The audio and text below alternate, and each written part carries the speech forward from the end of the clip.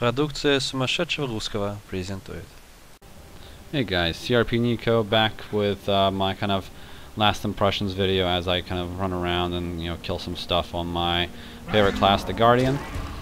So what have I thought about the game, right? So far I'm really enjoying this game. Very happy with the way that it's been it's turned out. There's been games that have been kind of hyped up, and then you get into the beta and you realize, wait a second, something's wrong here. This is not what I was expecting. So that's good that they've lived up at least to the hype that has been brought out so far. Of course, I've only done the starting zone, so it's not everything. But at the same time, it did give me a good impression of what to expect, that kind of thing. So, what does it change for the MMO genre, right? Well, honestly, I mean, the questing. Now, people will say, oh, it's just the Warhammer Online, open quest system, just better. Well, that's fine, right? Because I mean, what did World of Warcraft do? It took a whole bunch of concepts that worked and put them all together in a way that, well, worked even better. And that's exactly, I think, what the MMO genre needs to do. It's not about creating something totally brand new and getting people hooked in on this one new feature. It's about taking the good stuff out of the kind of the older games and looking at, okay, what worked for this game, what worked for this game, and taking small steps to improve them. And that's probably the most important part, I think, of a good, solid MMO, is not relying on like the one quick feature that people are going to get rally behind. Because behind all that, if that one feature is great but the rest of the game is crap, well then the game is crap, because that feature is going to wear off eventually. And I think that the questing in this game has, I think, it definitely took those steps, right? So it took some stuff that we already knew and improved upon. So the open quest system is great. I can run around different areas and explore and say, oh look, what's over there? What's in that cave? And I go in there and I find an event that I've never seen before, and I do it. Or if it's a group event, I get my face pounded in, and I get a couple of friends, and we go in and do the event. And while I have seen some events repeat, it hasn't been as often as I thought it would be. Now, the ArenaNet did come out and say, oh, you might not see the same event twice. I'm sorry, but that's impossible. It's impossible to do that kind of thing. Now, I can't say that it hasn't been very repetitive. Now, of course, I've rolled like every class, so it was repetitive for me, because I've run through these starting zones, I think, 8 times at this point. But otherwise, it's been a very fun experience. I mean, yes, it's technically still kill X of Y, gather X of Y kind of stuff, but it's done in a way that kind of makes me actually kind of care about what I'm doing in the area. Like for example, in my warrior video, I was talking about a quest that I did that actually affected the world around me, where I helped this guy build a statue of this new god that depicted the Norn, and now these monsters in the cave that were there, they were hostile before, they were not hostile anymore. They became friendly, and they never attacked me again. I went in there to do other stuff, and they just kind of looked at me and like, hey, what's going on, So, yeah. Okay, so that's questing. Class design. I think it's done differently enough that they're still recognizable. So if we look at the Guardian, we can see a paladin. We can see a warrior, and if I switch to my staff, I can definitely see like a healing priest kind of thing. Probably the class that's been kind of the most, I don't want to say unchanged, because all of them are very different classes, but the most recognizable, I guess, is the warrior. Because I mean, it's a warrior, everybody knows what to expect. They're the masters of weapons, and so on and so on. But all the classes have been really a lot of fun to play, and the weapon system is probably the most unique thing about this game. It's not the one thing that they're selling this game on, which that's my favorite part, is that they're not selling it on this, 5 skills per weapon or whatever, 3 skills per weapon. They're selling it on just the content and how open the questing system is. There's so many things that they're talking about in their marketing and all that makes it better. But the weapon system, just, to begin with, is a great system.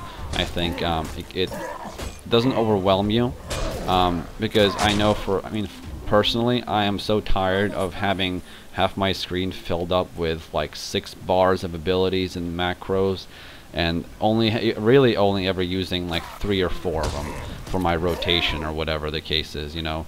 Now, of course, that's not the, you know, if that's not, you know, if that's your thing, you love having lots and lots of abilities, then this game is still for you. Just they won't be on the screen at once. You know, if I take a look at my hero screen here, I mean, there's a lot of abilities, right? There's tons of abilities. They do it in a way that that's more approachable. You take a new ability when you're ready for it. Now, of course, there's going to be those people that, oh, you need to have these specific abilities to be the most effective at your class, and of course that's the way it's going to work. You know, theory crafting is going to happen no matter what you say. Yeah, so it's a really good system. Lots of different options. You know, you can be effective with almost any weapon. Like for example, obviously you see that I love this Warhammer spec for the Guardian, just because of that freaking golf swing that I can do. But the other ones in this class are all very effective. There hasn't been like a weapon set that I was like, you know what, I'm not going to use this because I'm just going to die a lot with it. Like for example, my staff. I haven't actually trained with this yet, so let's check this out. But yeah, so the weapons, the way that they're doing the skills is pretty cool. You know, I'm very happy the way it turned out. I thought it was going to turn out to be a kind of a gimmicky thing, but it did add a lot to the strategy. You know, I might have a shield and sword equipped for when I'm doing a group event, so that way a lot of the higher level monsters won't do a lot of damage to me and that kind of stuff. And I'll use my Warhammer, you know, when I'm soloing. So yeah, that's pretty cool. So the one, just have an offhand. I don't even have a main hand apparently now. Oh, that's the great sword. I'm trying to equip a great sword with a torch. That's not going to work. Anyway, so that's that. So let's talk about the Trinity, the Holy Trinity. That the one thing that they stretched is that, oh, there's no more Holy Trinity. Every class can do everything. And so far, now of course this is starting zone. This isn't dungeons. This is nothing of the type. So far, I can start to believe it. I don't know if that's going to work in the long run. This is just, again, from my impressions from the starting zones. But so far, I've noticed that every class had about equal survivability. Every class has a healing thing.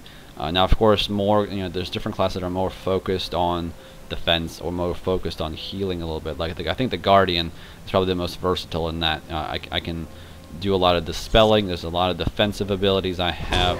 You know, that little circle of healing that I have right there. This breath dispels any debuffs off my allies. So it's a lot of offense while defense and healing at the same time. So it's I think the way that they're pulling this off is that they're not saying this is a healing skill. They're saying this is a skill that you can do a lot of damage with, and if anybody near you, you can heal your friends with it, which is a pretty interesting way of going around it. So I don't know if that's gonna really kind of destroy the Holy Trinity, but I think it's definitely a step in the right direction as far as that's concerned. At least again from what I've seen so far. Hopefully that sticks all through 1 through 80. The one thing I'm interested in is the dungeons.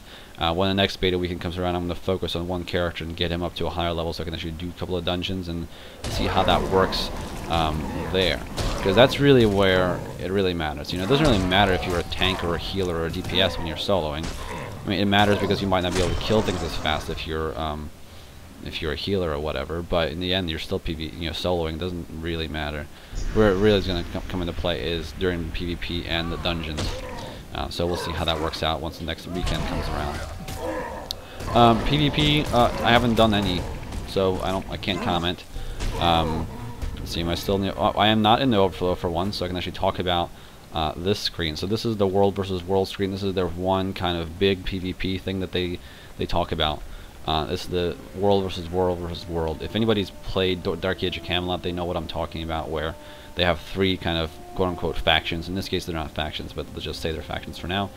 And they fight over a number of keeps and castles and outposts and supply posts and all that kind of stuff. There's a lot of PvE involved. You have to, from what I understand, you have to kind of guard caravans to deliver supplies, so you can build siege weapons, so you can siege castles. And at certain points throughout the battles, you get points and bonuses and stuff for your server. And the way it works is that it's 3 servers. So I'm on Muldoon, the server, and I'm fighting against Soros Furnace and Animal Rock. So looks like Soros Furnace is winning.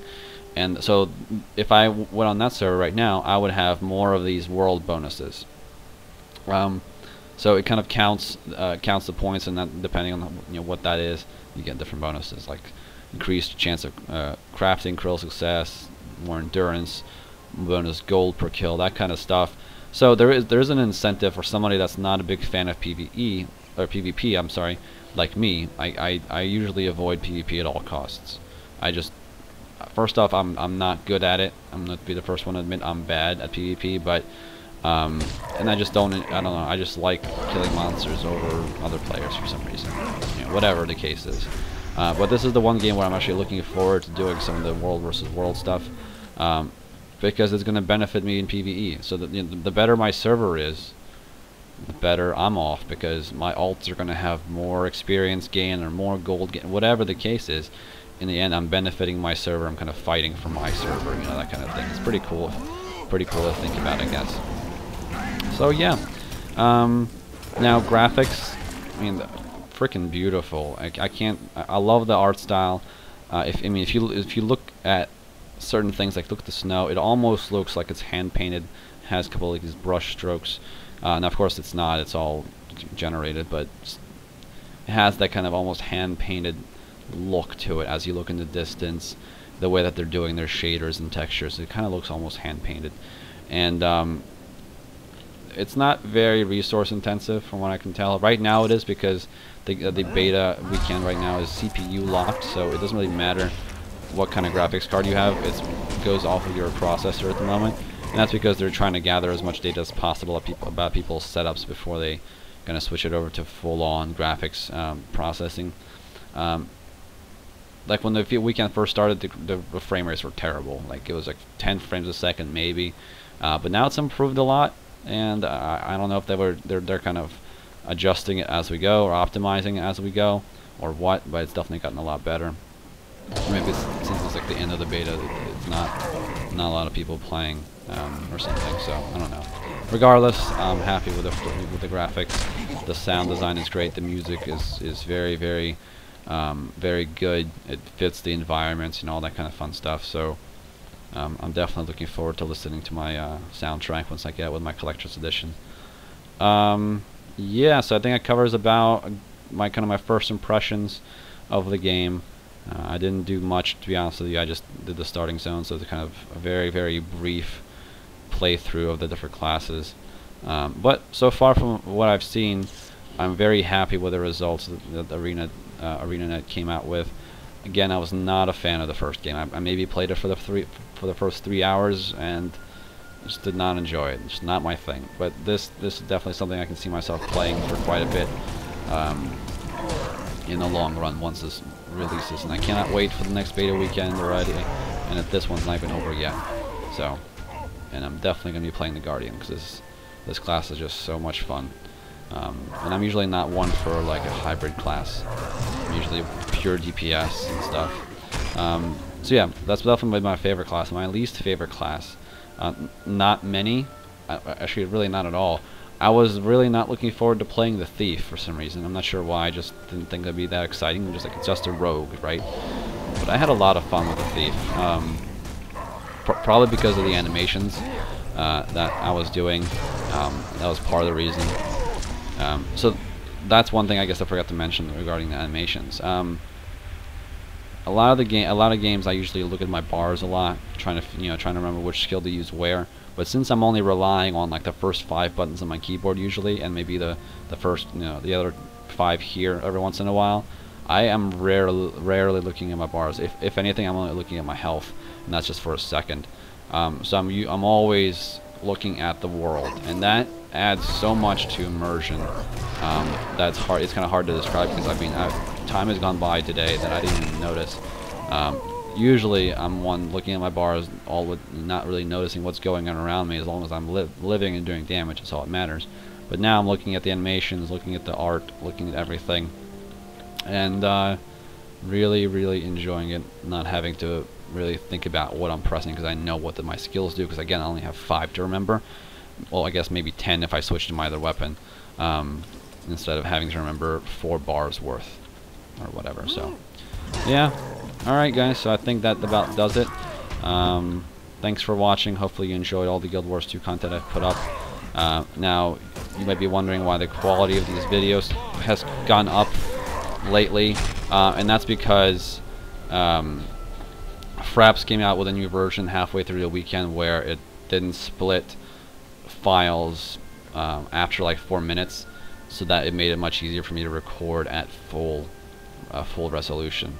Anyway, thanks guys for watching. Please subscribe to my channel if you like what you see. Like the video, comment on it, share it with your friends, and I will see you guys next time.